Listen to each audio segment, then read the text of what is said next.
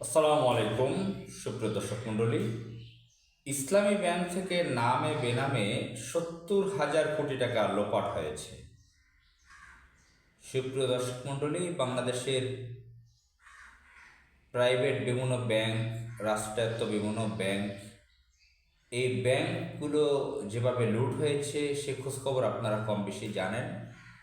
গত 15.5 বছর দিল্লির এজেন্ট লেডি লেন্দুবদর্জি শেখ হাসিনা অবৈধভাবে রাষ্ট্র ক্ষমতায় থেকে বাংলাদেশের প্রতিটি ব্যাংককে লুট করেছে। এমনকি কেন্দ্রীয় ব্যাংক বাংলাদেশ ব্যাংক সেটাও তারা লুট ডাকাতি করেছে। সেটা সারা বিশ্বে একটি নজিরবিহীন ঘটনা। বিশ্বের অন্য অন্য কোনো দেশে কেন্দ্রীয় ব্যাংক এভাবে লুট হয়েছে, হ্যাকিং হয়েছে, এই খবর আমরা বাংলাদেশ বাদে অন্য কোনো দেশে পাইনি। আপনার দৈনিক যুগান্তর সে রিপোর্ট করেছে ব্যাংক লুটের ব্যাপারে। ইসলামী ব্যাংক থেকে ৭০,০০০ কোটি টাকা লুট হয়েছে ২৭ জানুয়ারি ২০২৫ সে একটা রিপোর্ট করেছে। আমি আপনাদেরকে কোট করতেছি, সেই রিপোর্ট পরে শোনাচ্ছি। উপশীর্ণ হচ্ছে ইসলামী ব্যাংকে নামে বেনামে ঋণ ৭০,০০০ কোটি টাকা লোপাট। ইসলামী ব্যাংক থেকে নামে বেনামে ৭০,৪৬৬ টাকা নিয়ে গেছে এস আলম গ্রুপ। তো এস আলম গ্রুপ এর মতো সরাসরি নিজের নামে ৫৩,২৭৭ কোটি এবং বেনামে নিয়েছে ১৭,১৮৯ কোটি টাকা।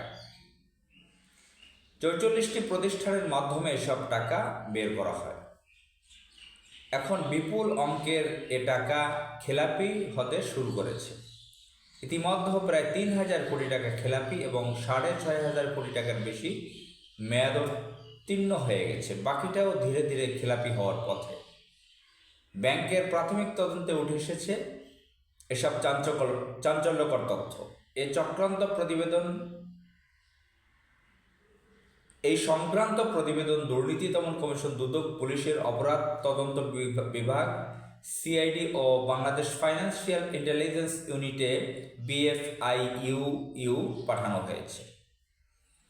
এদিকে ইসলামী ব্যাংকের বিপদসংকুল এরকম পরিস্থিতি মোকাবিলায় নতুন পরিচালনা পর্ষদ কী ধরনের পদক্ষেপ নিয়েছে জানতে চাইলে ব্যাংকটির চেয়ারম্যান ওবায়দুল্লাহ আল মাসুদ যুগান্তরের কাছে বিস্তারিত অ্যাকশন প্ল্যান তুলে ধরেন। কার্যকর পদক্ষেপ গ্রহণের ফলে মাত্র 4 মাসের ব্যবধানে অভাবনীয় সাফল্য অর্জিত হয়েছে। ব্যাংকটি এখন সংকট কাটিয়ে বিভিন্ন সূচকে ইতিবাচক অবস্থানে ফিরছে। ওবায়দুল্লাহ আল মাসুদ বলেন, নতুন পর্ষদ দায়িত্ব গ্রহণ করে 3 ধাপে 25টি মাইলস্টোন ঘোষণা করে। প্রথম ধাপে সমস্যা থেকে উত্তরণের বছর 2024 থেকে 24 সালের ডিসেম্বর পর্যন্ত, দ্বিতীয় ধাপে ঘুরে দাঁড়ানোর বছর 2025 ও 26 সাল এবং তৃতীয় ধাপে এগিয়ে যাওয়ার বছর 2027 থেকে 2029 সাল। দায়িত্ব গ্রহণ করে এস আলম সংক্রান্ত বিনিয়োগ আদায়ে গ্রহণ করা হয়েছে বিশেষ কার্যকর পদক্ষেপ। প্রথম পর্ষদ সভায় এস আলমের বিনিয়োগের সঙ্গে সরাসরি সম্পৃক্ত উদ্বোধন 7 কর্মকর্তাকে চাকরিচ্যুত করা হয়। এছাড়া এস আলমের বিরুদ্ধে মোটা দাগে 20টি আইনি পদক্ষেপ গ্রহণ করা হয়েছে, যা ধীরে ধীরে দৃশ্যমান হবে, ইত্যাদি নানান কথা তারা বলার চেষ্টা বলেছে, যেগুলো এখানে উল্লেখ করা হয়েছে। সুপ্রিয় দর্শক মণ্ডলী, আপনারা জানেন এস আলম যে এই টাকাগুলো নিয়েছে, যেটা 57,000 কোটি টাকা সে নিজেই নিয়েছে, 53,277 কোটি এবং বেনামে নিয়েছে 17,189 কোটি টাকা। তো এই যে টাকাগুলো সে নিয়েছে, এই টাকাগুলো কি মনে করেন যে সে একা একা নিয়েছে? শেখ হাসিনা, শেখ রেহেনা, জয় এরা কি নেই? তো এগুলো আপনারা জানেন, বুঝেন, যারা ব্যাংক সম্পর্কে জানেন, হাসিনার লুট সম্পর্কে জানেন, বিভিন্ন রাষ্ট্রের লুট সম্পর্কে জানেন। তো এই টাকাগুলো ফিরিয়ে আনা দরকার। বাংলাদেশের অর্থনৈতিক অবস্থা খুব খারাপ। ইসলামী ব্যাংকে এই লেডি লেন্দুবদর্জি শেখ হাসিনার বিভিন্ন অনুসারী, বিভিন্ন কৃতদাসরা চাকরি করত। চুপ্পুর মতন ইডিয়টও সেখানে চাকরি করেছে, সেখানে ছিল। এস আলম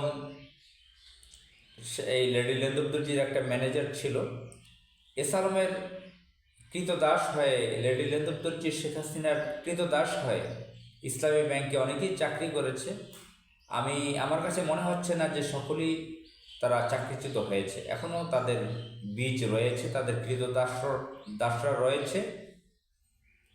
শেখ হাসিনা, এস আলমের দাসীরা এখানে এখনও চাকরিতে রয়েছে। এই যে লুটপাট হয়েছে বড় অঙ্কের টাকা, এগুলো উদ্ধারের চেষ্টা করা হোক। বিশ্বের কোন দেশে এই টাকাগুলো পাঠিয়েছে সেগুলো ফেরত আনার ব্যবস্থা করা হোক এবং তাদের বিচারের ব্যবস্থা করা হোক। আসসালামু আলাইকুম।